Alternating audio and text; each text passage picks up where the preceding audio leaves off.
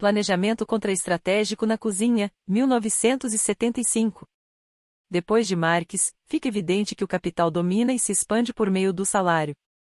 O que deixa dúvida e não é admitido pelas organizações da classe trabalhadora é que a exploração de trabalhadoras e trabalhadores não assalariados também se estabeleceu por meio do salário. Essa exploração tem sido ainda mais eficaz porque a ausência de um salário a esconde. No que concerne às mulheres, nosso trabalho parece ser uma assistência pessoal, alheia ao capital. Não é por acaso que, ao longo dos últimos meses, vários periódicos da esquerda têm publicado ataques a Vages Forozevork. A esquerda percebe que a perspectiva do movimento tem implicações que vão além da questão da mulher e representa uma ruptura em sua política, passada e presente, tanto no que diz respeito às mulheres quanto no que diz respeito ao restante da classe trabalhadora. Na verdade, o sectarismo que a esquerda tem tradicionalmente demonstrado em relação às lutas das mulheres é consequência de sua compreensão limitada sobre o modo como o capitalismo domina e sobre a direção que nossa luta deve tomar para romper esse domínio. Em nome da luta de classes e do interesse de classe unificado, a esquerda elegeu alguns setores da classe trabalhadora como agentes revolucionários e condenou outros a um papel meramente secundário na luta travada por aqueles setores eleitos. Dessa forma, a esquerda reproduziu, em seus objetivos organizacionais e estratégicos, a mesma desunião da classe trabalhadora que caracteriza a divisão capitalista do trabalho. Quanto a isso, apesar da variedade de posições táticas, a esquerda é uma unidade. Quando se trata de escolher os sujeitos revolucionários, satalistas, trotskistas, libertários, a antiga e a nova esquerda dão as mãos com as mesmas concepções de uma causa em comum. As esquerdas nos oferecem desenvolvimento. Depois que a esquerda aceitou o salário como a linha divisória entre trabalho e não trabalho, produção e parasitismo, uma enorme parcela do trabalho não assalariado que as mulheres realizam dentro de casa para o capital passou despercebida das análises e estratégias de esquerda. De Lenin a Gramsci, toda a tradição da esquerda concordou com a marginalidade do trabalho doméstico para a reprodução do capital e com a marginalidade da dona de casa para a luta revolucionária. Para a esquerda, na condição de donas de casa, as mulheres não sofrem por causa da evolução capitalista, mas pela ausência dela.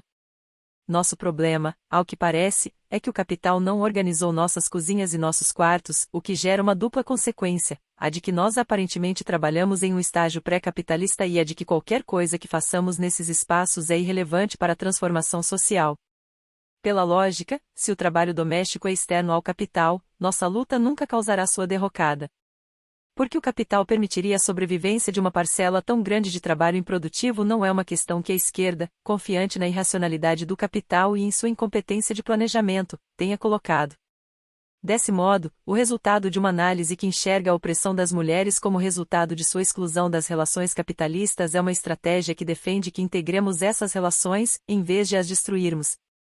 Nesse sentido, existe uma correlação imediata entre a estratégia da esquerda para as mulheres e sua estratégia para o terceiro mundo.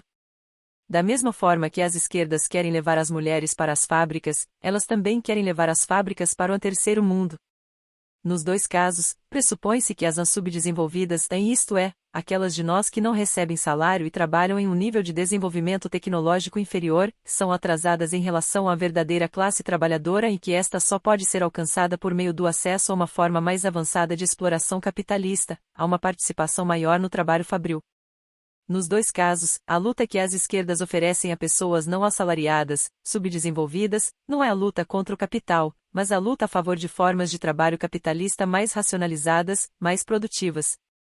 Em nosso caso, elas não nos oferecem apenas o direito de trabalhar, isso elas oferecem a todo trabalhador ou trabalhadora, e sim o direito de trabalhar mais, ou seja, o direito de sermos mais exploradas. Uma nova frente de luta. O alicerce político da Vages Forozevork é precisamente a recusa dessa ideologia capitalista que equipara a falta de salário e o baixo desenvolvimento tecnológico ao atraso político, a falta de poder e a necessidade de sermos reguladas pelo capital como precondição para podermos nos organizar. É nossa recusa em aceitar que, como não somos assalariadas ou trabalhamos em um nível tecnológico inferior, e essas duas condições estão profundamente associadas, nossas necessidades devem ser diferentes daquelas do restante da classe trabalhadora. Nós nos recusamos a aceitar que um homem, trabalhador da indústria automobilística, possa lutar contra a linha de montagem, enquanto nós, a partir de nossas cozinhas nas grandes cidades ou nas cozinhas e nos campos do terceiro mundo, devemos ter como objetivo o trabalho fabril que atualmente a mão de obra de todo o mundo está recusando. Nossa rejeição da ideologia de esquerda é exatamente igual à nossa rejeição das relações capitalistas, independentemente da forma que estas assumem. É inerente a essa rejeição redefinir o que é capital e quem é a classe trabalhadora, ou seja, reavaliar as forças e as necessidades de classe. A Vages-Forozevork, portanto, não lida apenas com mais uma demanda entre tantas outras, trata-se de uma perspectiva política que abre uma nova frente de luta, começando com as mulheres, mas voltada a toda a classe trabalhadora. Isso deve ser enfatizado, já que a redução da Vages-Forozevork a uma demanda é um elemento comum dos ataques da esquerda ao movimento, uma forma de desacreditá-lo para não enfrentar as questões políticas que ele levanta. Nesse sentido, o artigo Mulheres e Remuneração pelo Trabalho Doméstico, de Lopate, é mais um exemplo de redução, distorção e anulação. O próprio título Ampey-Forozevork representa o problema equivocadamente, porque ignora que um salário não é apenas um valor em dinheiro, mas a expressão primária da relação de forças entre o capital e a classe trabalhadora. Um modo mais sutil de desacreditar a Vages-Forozevork é alegar que sua perspectiva é importada da Itália e não pode ser relevante para a situação dos Estados Unidos, onde as mulheres efetivamente trabalham. Tem-se aí mais um exemplo de informação incorreta. O texto A Força das Mulheres e a Subversão da Comunidade, única fonte citada por Lopate, mostra o contexto internacional no qual essa perspectiva nasceu. Além do mais, traçar as origens geográficas da Vages-Forozevork é irrelevante no presente estágio da integração internacional do capital. O que importa é sua gênese política, a recusa de enxergar o trabalho e a exploração apenas diante da presença de salário. É a recusa da distinção entre as mulheres em que trabalham e mulheres que são apenas donas de casa, distinção essa que implica que o trabalho doméstico não é trabalho e que apenas nos Estados Unidos as mulheres trabalham e lutam porque muitas delas têm um segundo emprego.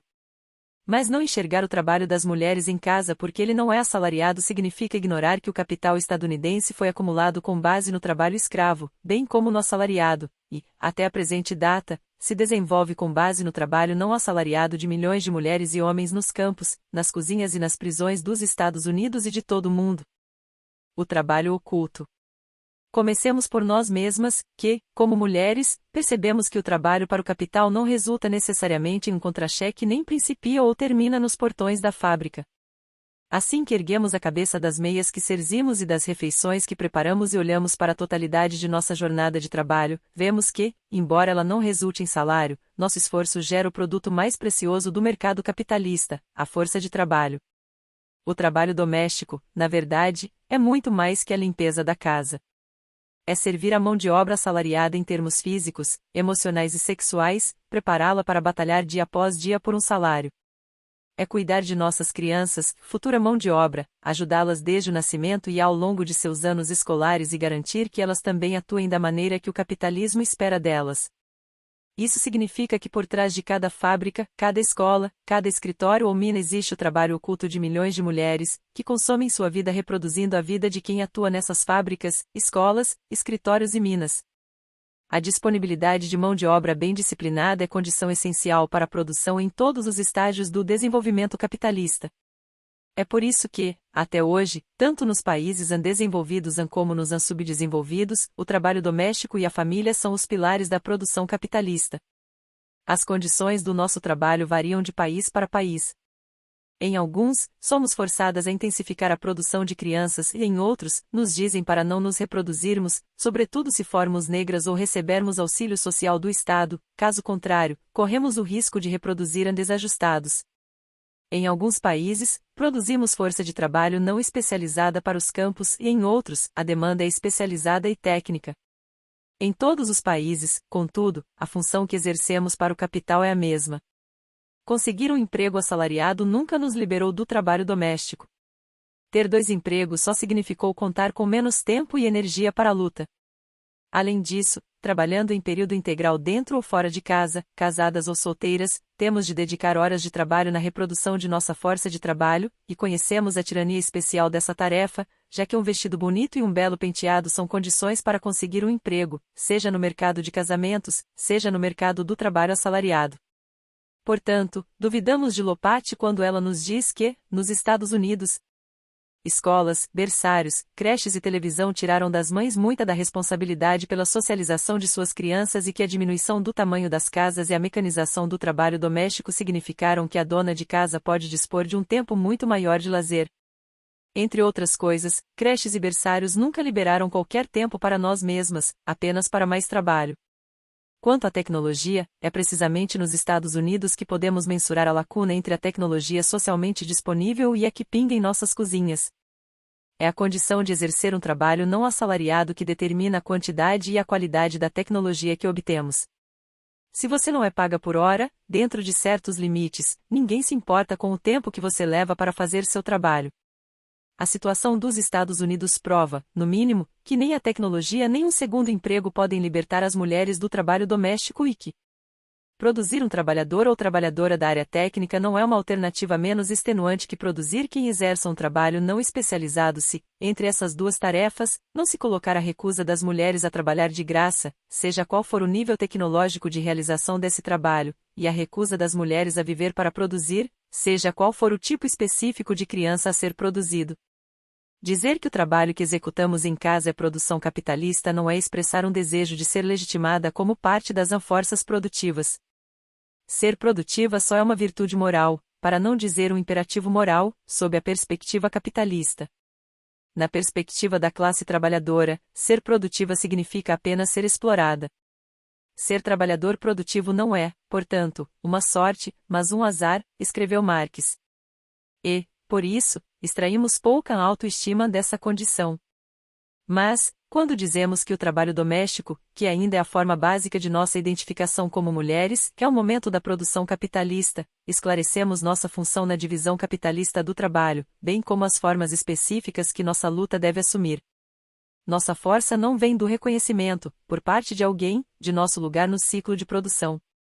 Não é a produção que tem sido sempre o fator decisivo na distribuição social da riqueza, mas a força para detê-la. Quando dizemos que produzimos capital, dizemos que queremos destruí-lo, em vez de lutar uma batalha perdida para sair de uma forma de exploração e entrar em outra. Também devemos explicitar que não estamos adotando categorias do universo marxista. Talvez Marx nunca tenha tratado diretamente do trabalho doméstico. Ainda assim, somos menos ávidas por nos libertarmos de Marx que Lopate, já que ele nos ofereceu uma análise que é insubstituível para compreendermos como atuamos na sociedade capitalista. Também suspeitamos que a aparente indiferença de Marx em relação ao trabalho doméstico possa estar assentada em fatores históricos. Com isso, não nos referimos apenas à dose de machismo que Marx compartilhou com seus contemporâneos, e não apenas com eles.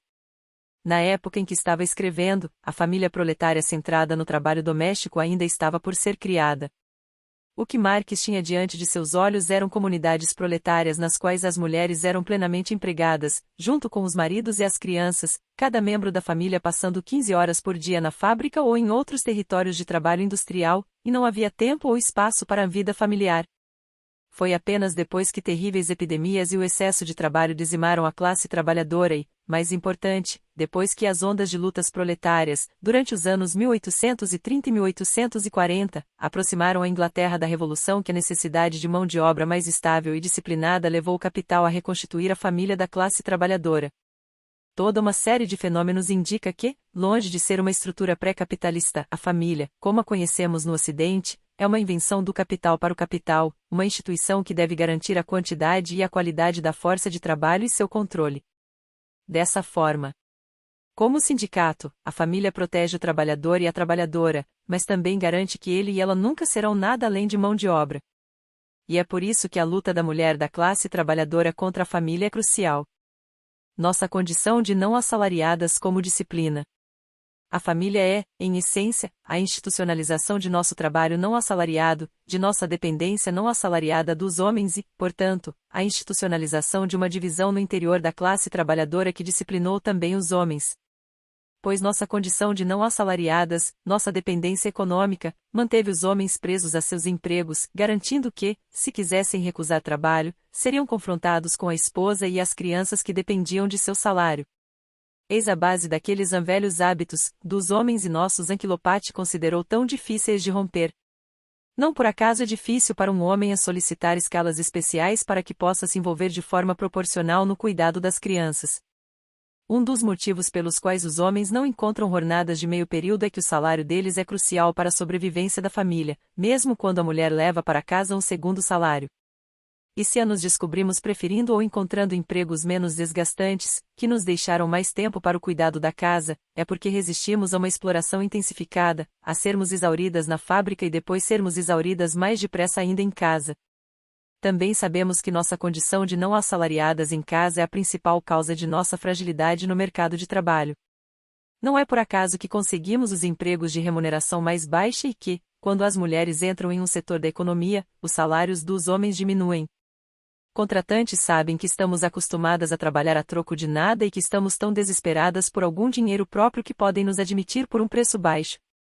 Mais ainda, o fato é que o trabalho doméstico não assalariado deu a esse esforço socialmente imposto um aspecto natural, feminilidade, em que nos afeta em todos os lugares para onde vamos e em tudo que fazemos. Como o trabalho doméstico e feminilidade se mesclaram, carregamos para qualquer emprego que ocupamos essa identidade e as habilidades domésticas adquiridas desde o nascimento. Isso significa que a estrada rumo ao salário quase sempre nos conduz a mais trabalho doméstico. Portanto, não precisamos que nos digam que um aspecto essencial a ser lembrado é que somos um sexo. Por anos, o capital nos disse que servimos apenas para o sexo e para fazermos bebês. Essa é a divisão sexual do trabalho, e nos recusamos a eternizá-la, como acontece, necessariamente, quando perguntamos, o que significa realmente ser mulher, quais, se é que existe alguma, são as qualidades especiais que aderem necessariamente para todo sempre a essa característica? Colocar essas questões é implorar por uma resposta sexista e racista. Quem pode dizer quem somos? Tudo o que descobrimos, até agora, é quem não somos, à medida que nos fortalecemos para romper com a identidade que nos é imposta. É a classe dominante, ou aquelas que aspiram dominar, que pressupõe uma personalidade humana natural e eterna, para eternizar seu poder sobre nós. A glorificação da família. Não surpreende, portanto, que a busca de Lopate pela essência da feminilidade a conduza a uma glorificação gritante de nosso trabalho doméstico não remunerado. A casa e a família têm tradicionalmente oferecido o único interstício da vida capitalista, no qual as pessoas têm a possibilidade de atender às necessidades de amor e cuidado umas das outras, ainda que por medo e dominação. Pais e mães cuidam das crianças, ao menos em parte, por amor. Acho até que essa lembrança permanece conosco enquanto crescemos, de modo que sempre guardamos em nós, como uma espécie de utopia, que o trabalho e o cuidado vêm do amor em vez de serem baseados na retribuição financeira. As publicações dos movimentos de mulheres têm mostrado os efeitos devastadores que esse amor, o cuidado e o serviço tiveram sobre as mulheres. Essas são as correntes que nos aprisionam a uma condição próxima à da escravidão.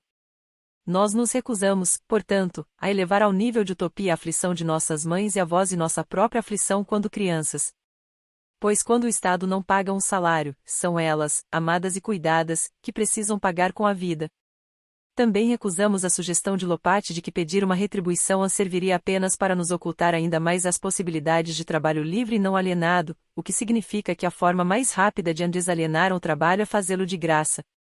Não há dúvidas de que a classe capitalista apreciaria essa sugestão. O trabalho voluntário no qual o Estado moderno se assenta é baseado nessa distribuição generosa de nosso tempo. Entretanto, nos parece que se, em vez de confiar no amor e no cuidado, nossas mães tivessem recebido uma remuneração financeira, elas teriam sido bem menos amargas, menos dependentes, menos chantageadas e menos chantagistas com suas crianças, que eram constantemente recordadas dos sacrifícios maternos feitos em nome delas. Nossas mães teriam tido mais tempo e força para lutar contra o trabalho que realizavam e nos teriam deixado em um estágio mais avançado dessa luta. A essência da ideologia capitalista é glorificar a família como a esfera privada, a última fronteira na qual homens e mulheres a mantêm viva a alma, e não é de admirar que essa ideologia goze de uma popularidade renovada entre responsáveis pelo planejamento capitalista neste tempo de crise, austeridade e adversidade. Como Russell Baker afirmou recentemente no jornal The New York Times, o amor nos manteve aquecidos durante a Grande Depressão e deveríamos levá-lo conosco em nossa incursão atual por tempos difíceis. Essa ideologia, que contrapõe a família, ou a comunidade, a fábrica, o pessoal ao social, o privado ao público, o trabalho produtivo ao improdutivo, é útil à nossa escravização dentro de casa, e esta, por não ser assalariada, sempre pareceu um ato de amor. Essa ideologia está profundamente arraigada na divisão capitalista do trabalho, que encontra uma de suas expressões mais claras na organização da família nuclear. Mas o modo como a relação assalariada mistificou a função social da família é uma variante ampliada do modo como o capital mistifica o trabalho assalariado e a subordinação de todas as relações sociais à lógica monetária.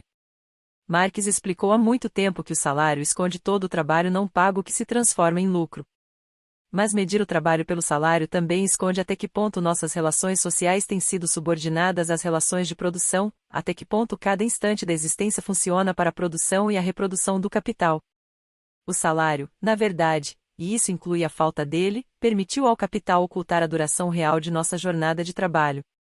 O trabalho aparece como um compartimento da vida que acontece apenas em certas áreas.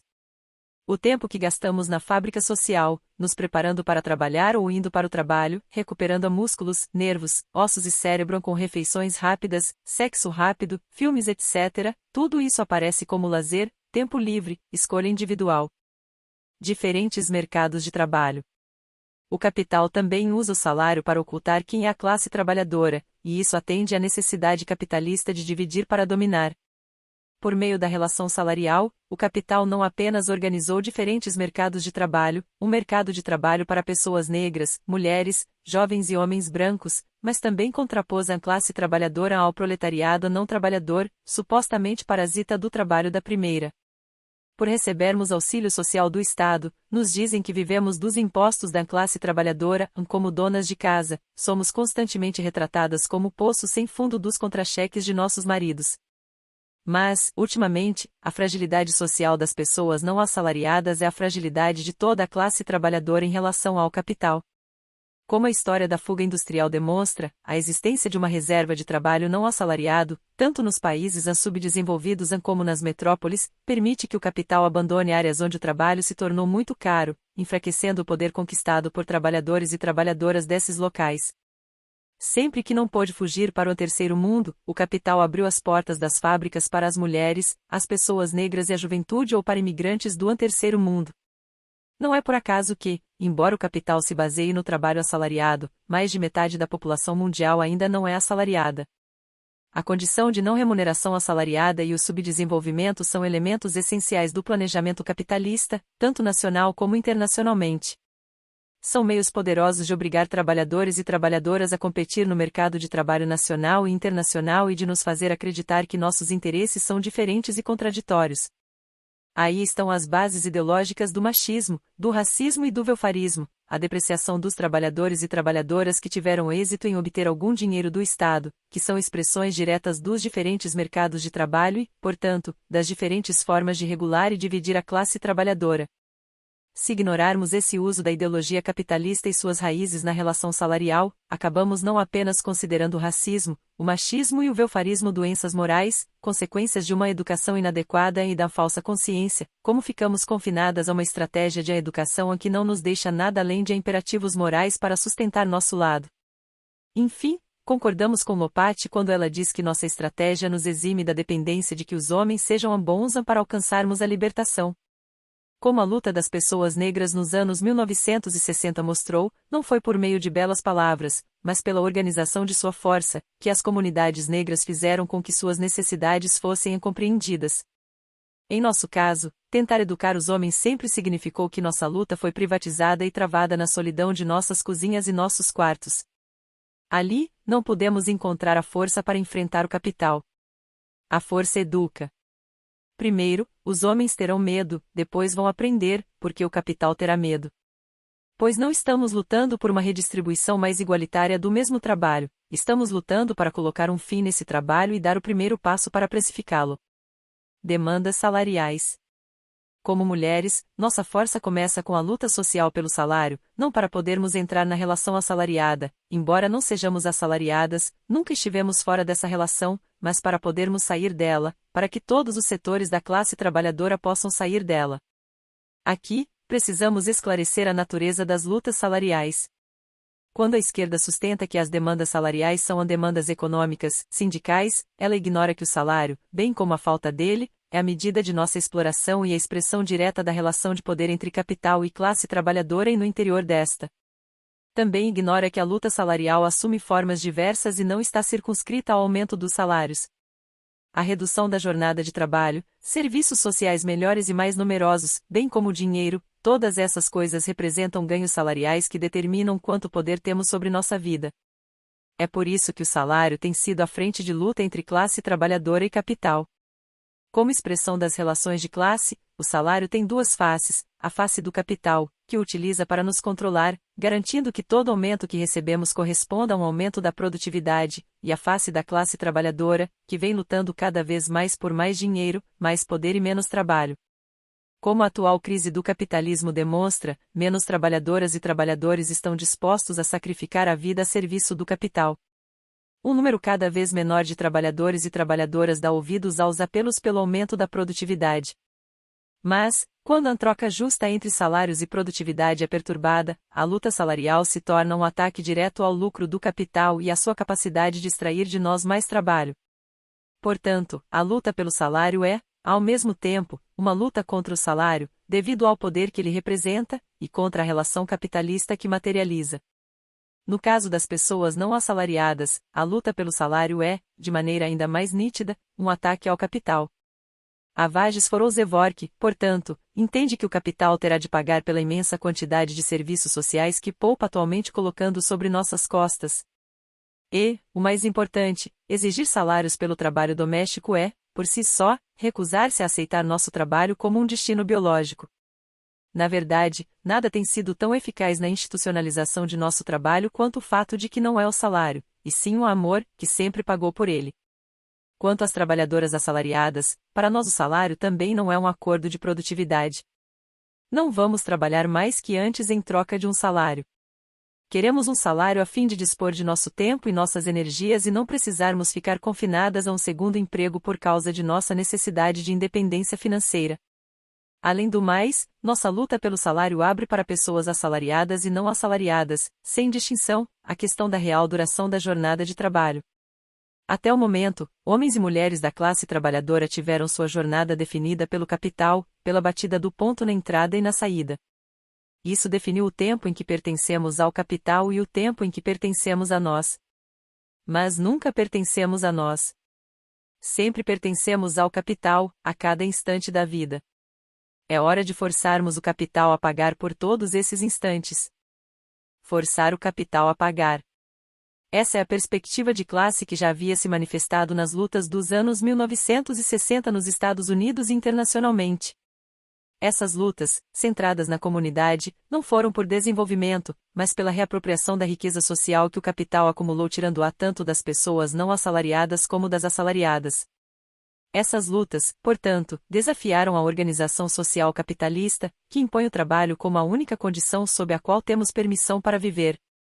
Também desafiaram o dogma da esquerda de que a classe trabalhadora só pode organizar seu poder nas fábricas. Quando Lopate diz que as precondições ideológicas para a solidariedade entre a classe trabalhadora são as redes e conexões que surgem do trabalho em conjunto e que essas precondições não podem surgir de mulheres trabalhando isoladamente, em casas separadas, ela ignora as lutas potentes que essas mulheres isoladas travaram nos anos 1960, a recusa ao pagamento de aluguéis como forma de protesto, a luta por assistência social. Ela supõe que não podemos nos organizar se não formos, primeiro, organizadas pelo capital, e, visto que ela nega que o capital nos organizou, nega a existência de nossa luta. Em todo caso, confundir a organização de nosso trabalho pelo capital, seja na cozinha, seja nas fábricas, com a organização de nossa luta contra o capital é o caminho para a derrota. A luta pelo trabalho já é uma derrota. Além do mais, todo novo tipo de trabalho que pudermos realizar vai nos dividir ainda mais. É ilusão pensar que o capital não nos divide quando estamos trabalhando isoladas em nossos lares. Em oposição a essas divisões, precisamos nos organizar de acordo com nossas necessidades. Nesse sentido, Avages Foroszevork é tanto a recusa da socialização da fábrica como a recusa da racionalização e da socialização do lar pelo capital. Na verdade, não acreditamos que a revolução possa ser reduzida a um perfil do consumidor e a um estudo de tempo e movimento, como na proposta de Lopate. Precisamos olhar seriamente para as tarefas que são necessárias para manter a casa. Precisamos investigar os mecanismos de economia de trabalho e decidir quais são úteis e quais apenas causam a degradação do trabalho doméstico. Mas não é a tecnologia que nos degrada, e sim o uso que o capital faz dela. Além disso, autogestão e controle por trabalhadores e trabalhadoras sempre existiram no lar. Sempre pudemos escolher entre lavar a roupa na segunda-feira ou no sábado ou entre comprar uma máquina de lavar louça e um aspirador de pó, desde que pudéssemos pagar por eles. Portanto, não pedimos que o capital mude a natureza de nosso trabalho, mas lutamos como uma forma de recusa a nos reproduzirmos e a outros como trabalhadores e trabalhadoras, como força de trabalho, como mercadorias. Uma condição para alcançarmos esse objetivo é que esse trabalho seja reconhecido como tal por meio do salário. Obviamente, enquanto existirem salários, também existirá o capital. Por isso, não dizemos que receber um salário é a revolução. Dizemos, entretanto, que é uma estratégia revolucionária, porque enfraquece o papel que nos foi designado na divisão capitalista do trabalho e altera as relações de poder no interior da classe trabalhadora em termos que são mais favoráveis a nós, bem como à unidade de classe. Quanto aos aspectos financeiros da proposta da Vages-Forozevork, eles se tornam altamente problemáticos a apenas se adotarmos o ponto de vista do capital e do Departamento do Tesouro, que sempre alega pobreza quando se confronta com a classe trabalhadora. Já que não somos, nem aspiramos a ser, o Departamento do Tesouro, não podemos conceber sistemas de planejamento de pagamento, salários diferenciais, acordos de produtividade. Não nos cabe limitar nosso poder. Não nos cabe medir nosso valor. Só nos cabe travar uma luta para conseguir o que queremos, para nós, como um todo. Nosso propósito é não termos preço, é termos um preço muito alto no mercado, para o trabalho doméstico e o trabalho na fábrica e no escritório, a ponto de não sermos rentáveis. Da mesma forma, rejeitamos o argumento de que outros setores da classe trabalhadora terão de pagar por nossa eventual conquista. De acordo com essa lógica, poderíamos dizer, ao contrário, que a mão de obra assalariada está sendo paga neste momento com o dinheiro que o capital não nos dá. Mas esse é o discurso do Estado. Na verdade, é puro racismo dizer que as demandas da população negra dos anos 1960 por programas de assistência social tiveram um efeito devastador sobre qualquer estratégia de longo prazo sobre as relações entre pessoas brancas e negras, já que as trabalhadoras e os trabalhadores sabiam que seriam eles, e não as corporações, que acabariam pagando por esses programas. Se partimos do princípio de que cada luta acaba inevitavelmente na redistribuição da pobreza, presumimos a derrota da classe trabalhadora. Aliás, o artigo de Lopate é escrito sob o signo do derrotismo, que nada mais é que aceitar a instituição capitalista como inevitável. Por isso, Lopate não consegue imaginar que, quando o capital tentar reduzir os salários de outros tipos de mão de obra, esses trabalhadores e trabalhadoras serão capazes de defender seus próprios interesses, bem como o nosso. Além disso, ela parte do princípio de que obviamente os homens receberiam os maiores salários por seu trabalho doméstico, e em resumo, nós nunca venceremos. Ela só enxerga as donas de casa como pobres vítimas porque não consegue imaginar que poderíamos nos organizar coletivamente e fechar nossas portas diante da supervisão de qualquer chefe que tentasse controlar nosso trabalho.